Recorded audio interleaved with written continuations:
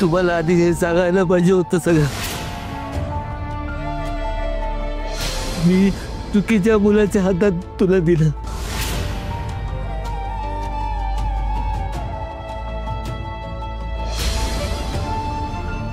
तुझ्या दुःखाचं कारण मी आहे राधा. आजी? हो बाळा, तुझ्या दुःखाचं कारण मीच आहे. तुझी अपराधी आहे मी राधा. या घरातल्या सगळ्यांचं दुःखाचं कारण मीच आहे. आजी हो, असं का बोलताय तुम्ही? नाही, आता मलाच काहीतरी करावं लागणार आहे. म्हणजे? राघवेंद्रला सांगते, तू या घरातून चालतं हो बाबा. खराब आहे संसार थाट तुझा. म्हणजे माझ्या पोटची पोरं मला आई तरी मानतील, त्यांचा राग जाईल. कोणी सांगावं? कदाचित विजेंद्र तुला सून म्हणून स्वीकारेल सुद्धा. मला माझं मन मारावं लागेल. पण हा तर सृष्टीचा नियम आहे ना. जनावरांना तर आपल्या एखाद्या पिलाचा जीव सुद्धा घ्यावा लागतो. इतकी वर्ष मी राघवेंद्रला प्रेम दिलं, पण आसावरी आणि विजेंद्र कधी दुरावले हे कळलंच नाही. त्याला जायला सांगते. आता तसंच करायला हवं. आजी हो, काय बोलताय तुम्ही? असा विचार सुद्धा मनात आणू नका. आजी, तुम्हाला तुमच्या मुलाशिवाय राहताही, बाकीच्यांना बरं वाटावं म्हणून तुम्ही स्वतःला इतका त्रास करून घेणार? अगं मग काय करू मी, सांग ना. तुला होणारा त्रास नाही बघवत का मला? मला वाटलं होतं एका अनाथ कोवळ्या जीवाला मायाचं घर मिळेल. वाटलं होतं तिन्ही भावंड आनंदाने एकत्र नांदतील, घराचं गोकुळ होईल. पण मी चुकले का? काहीतरी भलतंच करून बसले. प्रेम आणायला गेले, पण घरातला तिरस्कार वाढला. विजेंद्र आणि आसावरीच्या मनात राग वाढला आणि राघवेंद्रच्या मनात भीती. अगं, त्याला सुद्धा असंच वाटत असेल ना की आपल्याला आईनी घरात नसतं आणलं तर बरं झालं असतं. आजी, काकांना जर असं वाटत असतं ना, तर आई आई करत सतत तुमच्याजवळ आले नसते. आजी, त्यांना बाकी कोणाचंही प्रेम मिळालं नाही, पण आईची माया, आईचं प्रेम त्यांना तुमच्यामुळे मिळालं.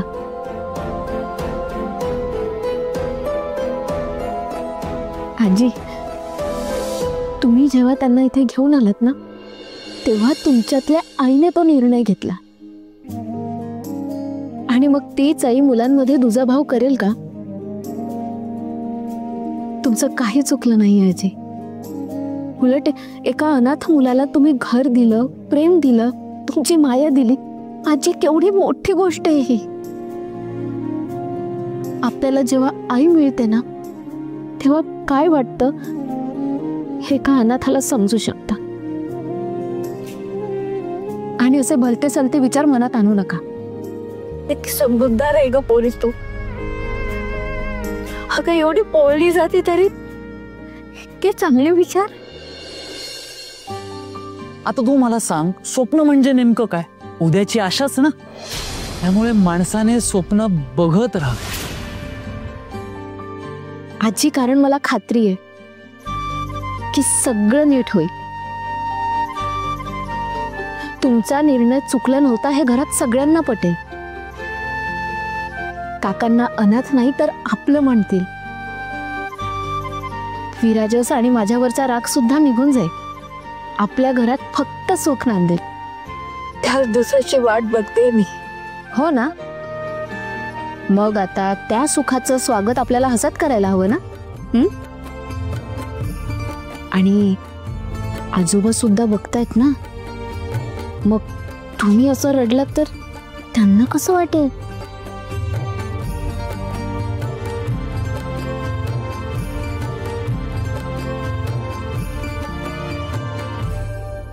आई, आजी, मी तुमच्यासाठी काहीतरी खायला घेऊन येते.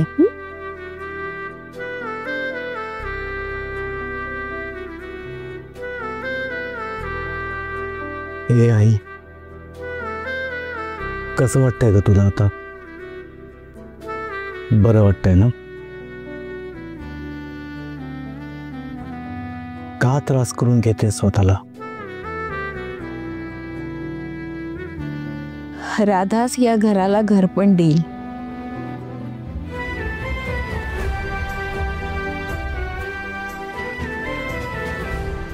चल चल ना, अरे मस्त सुगंध येतोय. काय शिजतंय आपण पण बघूया ना. चल. आई काय चाललंय तुझं? अरे चल ना, चल तर.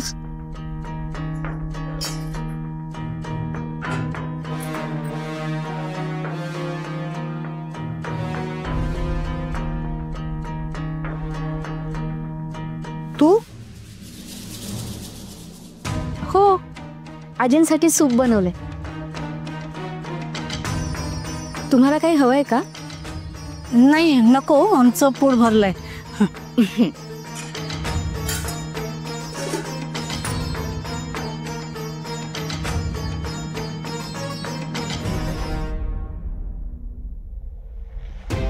अरे ही इथे कशी? काही मगाचपासून तेच सांगण्याचा प्रयत्न करतोय. तो विराजच घराबाहेर गेलाय. ही राधा इथेच आहे. म्हणजे विराजच गेला तर हिला का नाही बरोबर घेऊन गेलाय? तो हिचा कोण चंदूशीत आला होता ना, एवढं त्यांनी बघितलं तरी पोरीचे हाल सोसायला तिला इथेच ठेवून गेलाय. विराजसनं काहीतरी काडी केली असणार, समजावलं वगैरे असेल. अगं आई, आपला हा पण प्लॅन फसला. फसला नाही, लांबलाय. माझा प्लॅन फसत नाही. आता तो चंदूशेठ नक्कीच ह्यांच्यावर आणि या घरावर लक्ष ठेवून असणार. आणि जेव्हा त्याला दिसेल की या घरात काही परिस्थिती बदलत नाहीये, राधाचे हाल होत आहेत, तर एक दिवस तो राधाला घेऊन इथून निघून जाणार.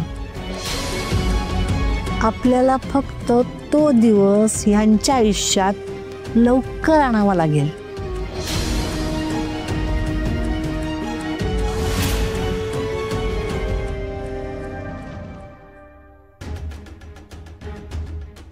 राधा, सोडलंच चंदूशेठला? हो.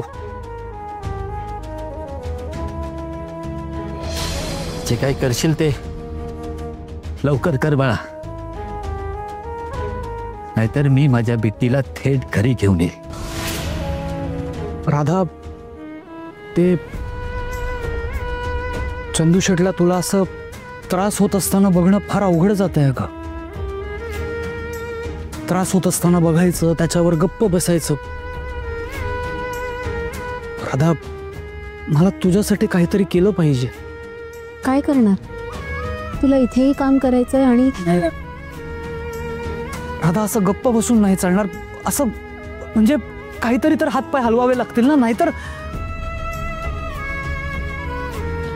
हे बघ राधा, मी चंदूशेठला वचन दिलंय की मी जगातलं सगळं सुख तुला देईन म्हणून. सुख हे मान्यवर असतं विराजस. राधा, जरा सूप हवं होतं आईला. आणखी हवंय? नाही म्हणजे द्यायला काही हरकत नाही, पण त्यांच्या तब्येतीसाठी. हा ठीक आहे, पण हवंय तिला. जर देतेस?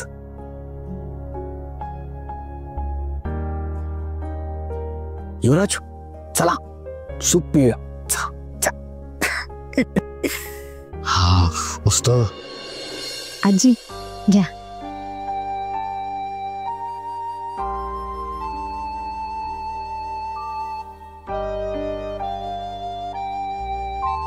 विराजस, राधा, तुम्ही दोघे जा, नाही तर उगीच गोंधळ होईल. राघवेंद्र भरवेल मला. Okay.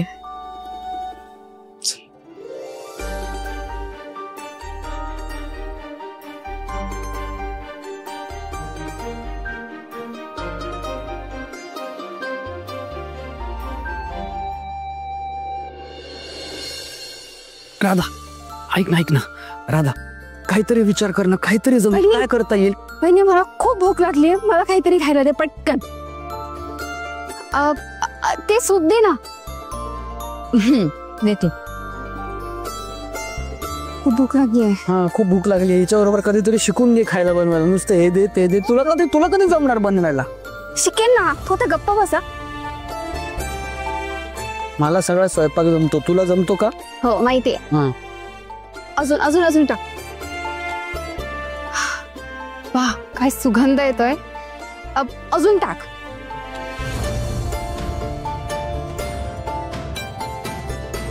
Thank you so much.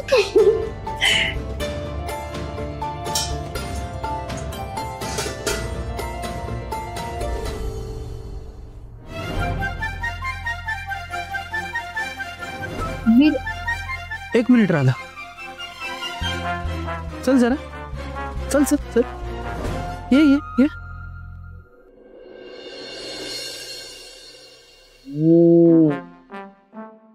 वा कमाल. अच्छा दमयंती बाई, हे काय बरोबर नाही बरं का? आता काय करणार, नाच सुनेच्या हातचं सूपच इतकं छान आहे की मला एकदम तरतरी आली. माझ्या नातवानं तर कधी मिसळ खायला नेलं नाही मला, पण आज माझ्या गुणी नाच सुनेच्या हातची चव चाखायला मिळाली मला.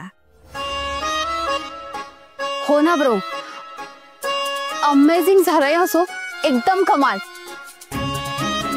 मी ना आता फोटो काढते आणि याला शेअर करते, सगळीकडे व्हायरल होईल.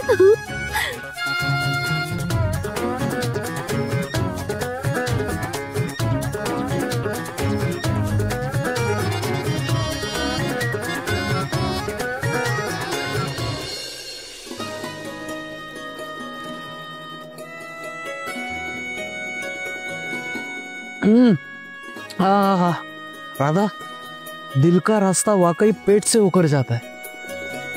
म्हणजे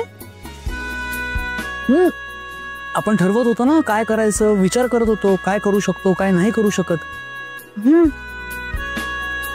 राधा, ह्यासाठी लागणारी रेसिपी तुझ्याकडेच आहे. कसली रेसिपी? राधा, तुझ्या हातची चव आपण जगापर्यंत पोहोचवायची. म्हणजे? येस. अरे जगाला पण कळू दे माझी बायको किती सुगरण येते.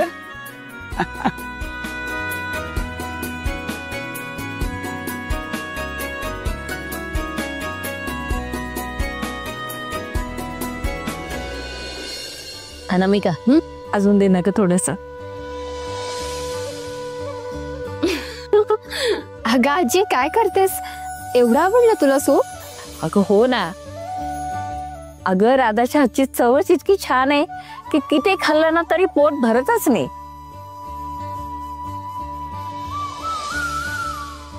ऍक्च्युली एकदा खाल्लं ना की सतत टेम्प्ट होत राहतं. अच्छा, एवढं आवडलं का राधाच्या हातचं सूप? अरे आवडलं म्हणजे आवडणारच. आमची राधा कुठलाही पदार्थ बनवताना त्यात तिचं प्रेम उठते, मग कसं नाही आवडणार? खरे, राधाचं जेवढं कौतुक करावं ना तेवढं कमीच आहे. हो ना, करावं तेवढं कौतुक कमी आहे ना. मग चला सगळ्यांनी पटापट पैसे काढा. काय? पैसे? पैसे? कसले पैसे?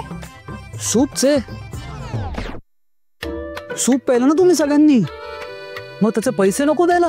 चला चला चला पटकन सगळ्यांनी पैसे काढा. चला चला. एक मिनिट, तुला का द्यायचे पैसे? राधा बहिणीने आमच्यावरच्या प्रेमापोटी दिलंय ना सूप, मग त्याचे कसले पैसे? अरे आजीकडून पण पैसे मागणार का? हो. काय? आजी हे बघ, माझ्याकडे दुसरं ऑप्शन नाहीये. विराजस, काय बोलतोस काय तू? अरे बापरे, माझा नातू एवढा मोठा झाला की माझ्या नातसुनीने खाऊ घातलं म्हणून त्याचे पैसे मागणार? हे बघ बिराजस बाळ, माझ्या सुनेच्या हातचं मी हक्काने मागून खाऊ शकते. आणि हे बघ, आपल्या माणसांना प्रेमानं खाऊ घालणारी गृहिणी ही फक्त प्रेमाची भुकेली असते, पैशाची नाही. बरोबर आहे तुझं, पण कसं आहे ना आजी, या गृहिणीचं आणि माझं तुमच्या कौतुकाने पोट भरणार आहे का? नाही की नाही. त्यासाठी काय लागतात? पैसे. मग पैसे काढा. विराजस, नेमकं काय झालंय? म्हणजे आमची गंमत करतोयस का तू काही सिरियसली बोलतोयस? नाही नाही नाही, गंमत वगैरे काही करत नाही. हे सगळं मी सिरियसली बोलतोय. म्हणजे आता राधाच्या हाताला चव आहे, उत्तम चव आहे, पण त्या चवीचा काही उपयोगच होत नसेल तर त्याला काय अर्थ आहे? म्हणजे आजी, अगं तुझ्यामुळेच माझ्या डोक्यात इतकी कमाल कल्पना आली आहे ना. म्हणजे बघ ना, राधाच्या हाताला उत्तम चव आहे, बरोबर? मग त्या चवीचा उपयोग करून आम्ही एखादा बिझनेस का करू नये?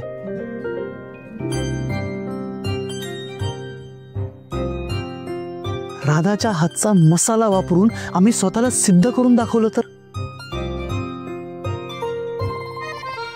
म्हणजे ज्या घरामध्ये राधाला मोलकरीण म्हणून वागवलं जातंय, तिथे जर आपल्याला दाखवता आलं की राधामध्ये काय कॅलिबर आहे, राधा काय काय करू शकते, तर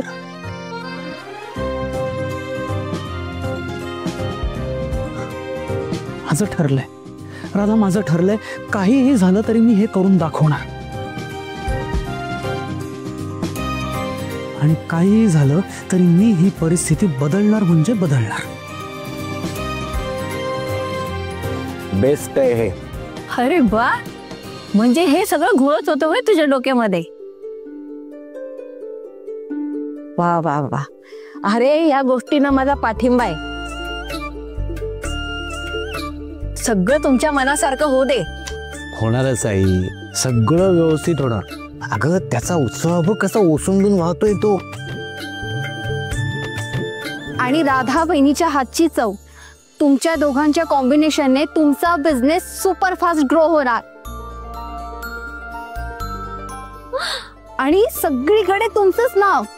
मग काय, पैसाच पैसा.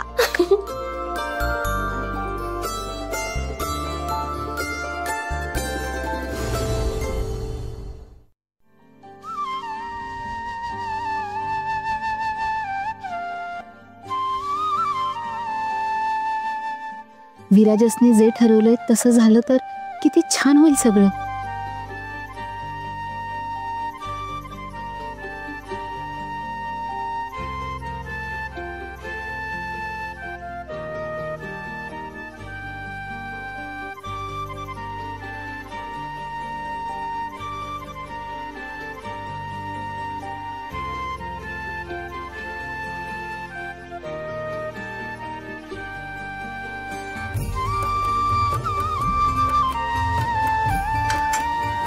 काय ग, काय करत होतीस? काही नाही, ते मी सूप बनवलं होतं, तेच सगळ्यांसाठी आता. कोणी सांगितलं? कोणी सांगितलं हे असं चमचमीत कोणाला तरी खाऊ घालायला? कोणीच सांगितलं नाही,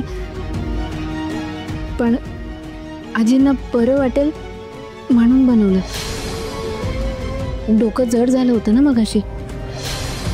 घरातले इतर सुद्धा घेतील असा विचार केला होता मी. नाही करायचं.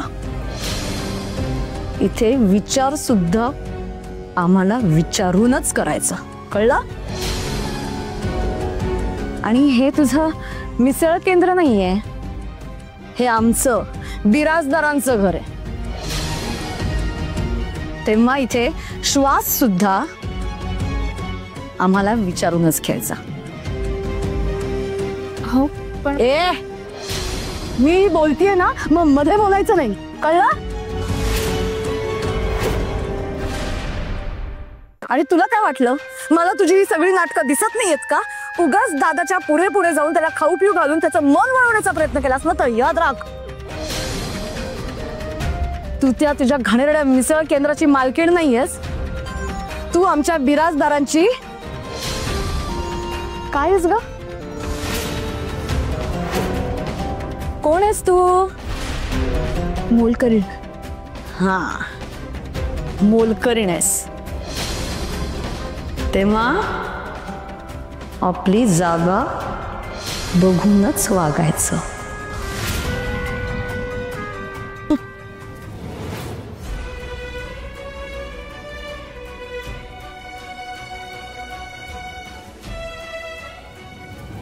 ओळखीचं काय आहे?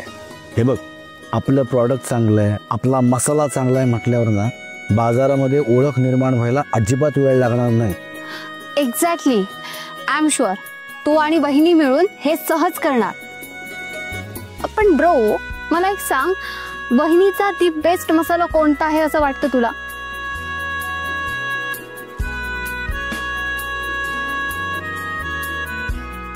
हे बघ, राधाने बनवलेला कोणताही मसाला उत्तमच आहे, पण त्यातल्या त्यात तो मिसळवाला मसाला आहे ना, तो पाहिजे. तो कसं ना कुठल्याही पदार्थात टाकलं ना की पदार्थ उत्तमच बनवतो. खूप सोपं आहे सगळं. राधा तो मसाला बनवेल आणि मी तो विकेन. मस्त आयडिया आहे. वा, घ्या. दी ग्रेट वहिनी आलीच आहे.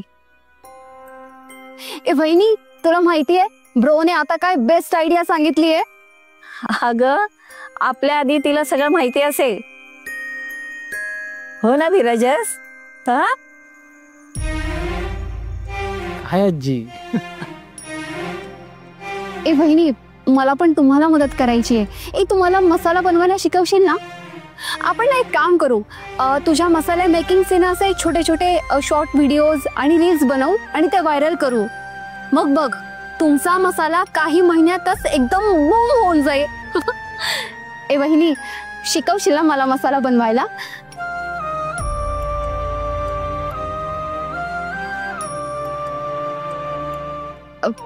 बोल ना वहिनी, शिकवशील ना?